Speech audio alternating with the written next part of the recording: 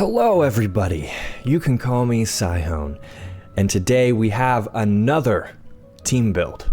I call this team build the SWEEPY Time ROCKSTARS. In this team comp, Noelle is going to be the VIP. She's going to be doing the most consistent damage. We also have Albedo and Xinyan for some support burst damage. They're going to do a crap ton of damage in this build, and then Bennet is of course going to be the buffer. But without further ado, I just wanted to jump into how much damage Noelle can do in Spiral Abyss with this build, and then I'll talk about it in a little bit. So how we open up with this team is we use Bennet's ult, we use Xinyan's ult, plop down Albedo's E, and then we ult with Noelle after Albedo.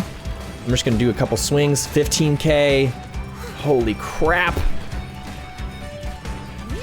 Let's see if we can get a 20k. I know we can get a 20k in there. And then, let's see if we can get a 20k in there. Oh, 20k. And then Albedo puts in work here too, 53k. But if you do the spin to win technique, and what's cool about this team comp is Noelle is also a healer, so they cannot even get us down to 50% really. I'm just gonna finish this guy up. Okay, let's see how she does on the second chamber. So her last buff that she had was a crit rate plus 8% with crit damage of 15%. Now we're gonna add an extra 20% attack bonus. We are going to have to get her ult up because we did waste a bit of her ult last round, so that's a little unfortunate.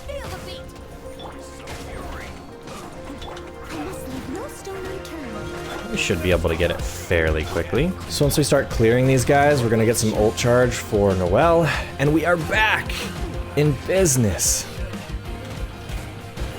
Spin to win, and watch as these guys can't even touch us. Noelle just hits hard.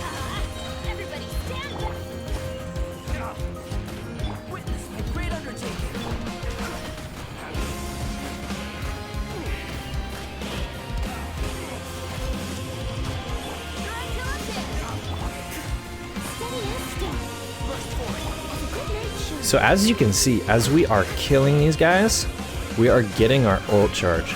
This team is really good when there are a ton of guys to whittle down.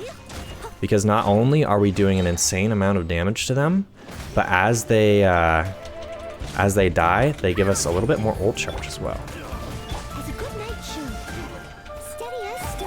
You always want to make sure that you get your Bennet ult up as quickly as possible and for as long as possible. I only really try and use the other people's, the other teammates' ults up when they are in Bennet's ult. It just does an insane amount of buff damage.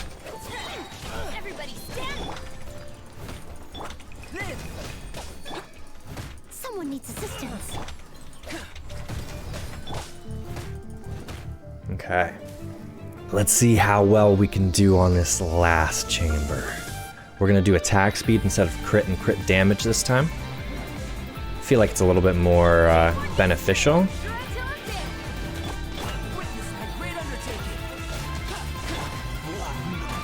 We're gonna go for her first.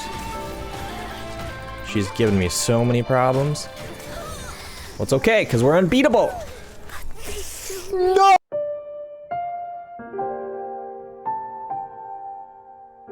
So first of all, if you'll notice Noelle's level, she's only level 70 and she was putting in that much work.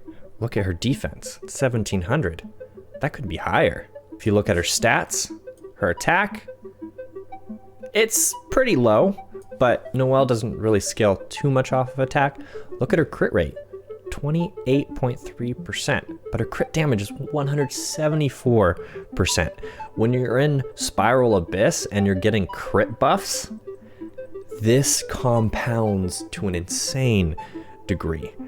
Her energy recharge, kind of abysmal. That could be higher. She does have geo damage bonus as well. These are some good stats for a level 70 Noelle. Let's look at her weapons. Her white blind, level 90 refinement 2. I saw that this was the first, prototype weapon that I saw, and I was just like, whoa, these stats look pretty good.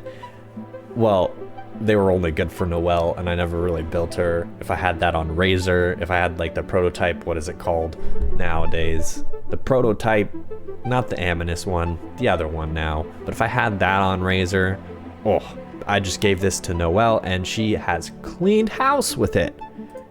Her artifacts, look at this. The only good set she has is the Archaic Petra. Now keep in mind, these artifacts have an insane amount of stats on them. But if I were to swap this out for Retracing Bolide, while protected by a shield, gain additional 40% normal and charge attack damage, she would destroy.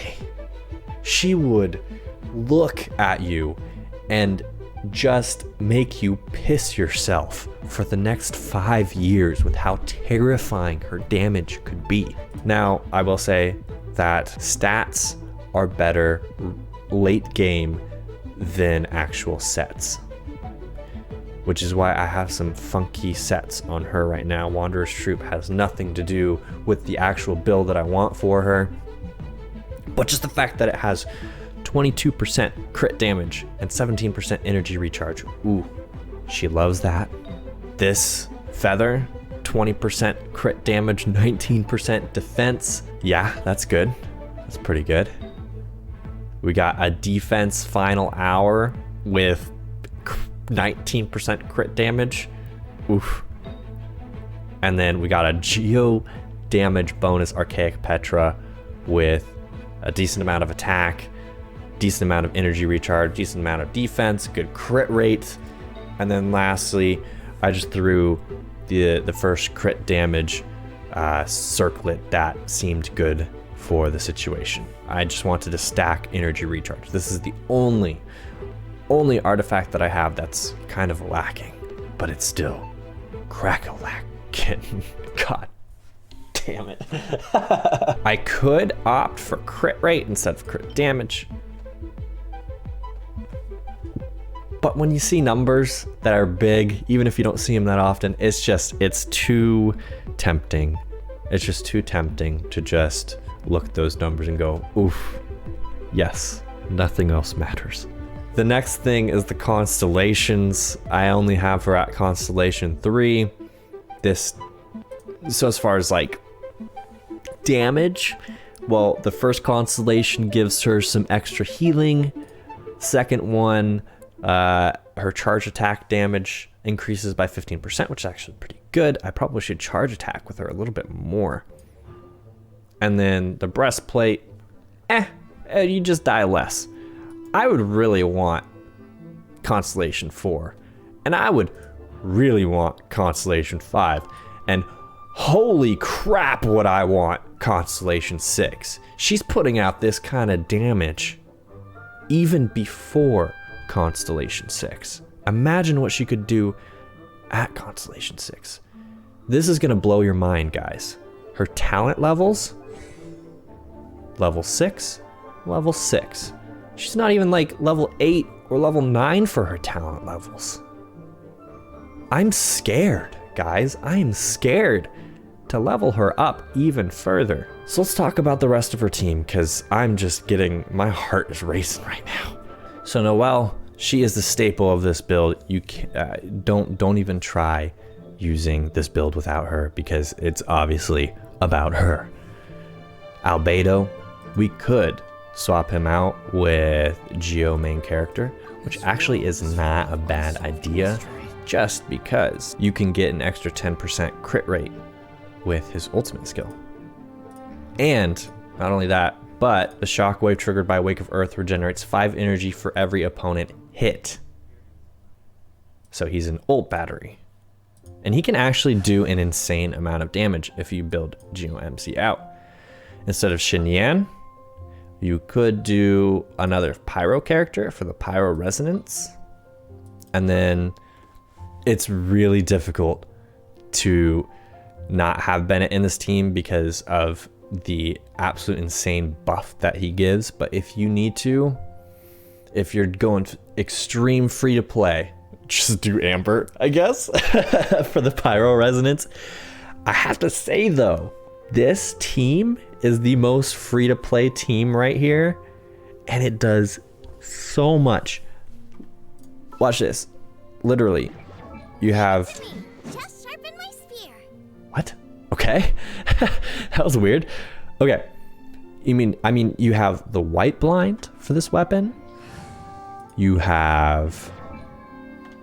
That's gonna be a black sword, isn't it? You can just swap that out for a sacrificial sword, or you can put Festering Desire on Geo main character if you went through that event. For Shangling, don't mind the 5-star weapon. You can put a Favonius Lance on her for the energy recharge. For Amber, and you make sure that she always has the Hunter's Bow. You always make sure she has nothing. You always make sure that if you ever get a constellation for her, you delete your game. And then for talents, you always make sure that they're at 1. The only reason why you would level her up is so that way you can get these Acquaint Fates. And that was my TED Talk. Thank you. Now you know how to build Amber. So as far as my closing thoughts on this build, this team really shines when you are in a group of enemies, because being able to sweep everything and kill everything at roughly the same time, you'll be getting that energy recharge to ult off of cooldown for Noelle. She really does suffer on a one-on-one battle, so you might need to focus more on energy recharge to be able to take those one-on-one encounters, especially with Albedo. If you were to use Albedo, you throw your E down on a boss, the E's gonna disappear. You don't get that extra damage. It's actually a really big problem. And if you were to use GeoMC, I mean, when you use his E ability, it's really annoying to have to kite around his big rocks. But other than that, guys, hopefully you thought that was useful. If it was, feel free to leave a comment down below. And as always, you can call me Sihone. I'll talk to you guys later.